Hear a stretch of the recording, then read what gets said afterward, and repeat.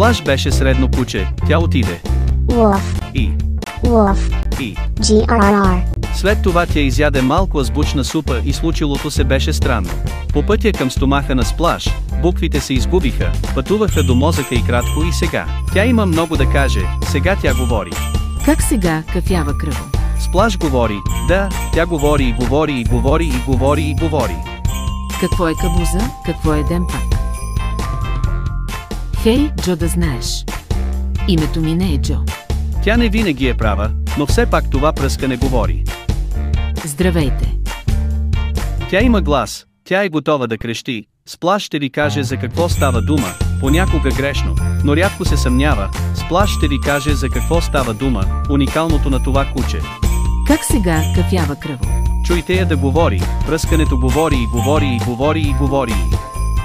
Комуникира, изброява, изяснява, преувеличава, посочва и експлицира, преувеличава и преувеличава и хипервентилира.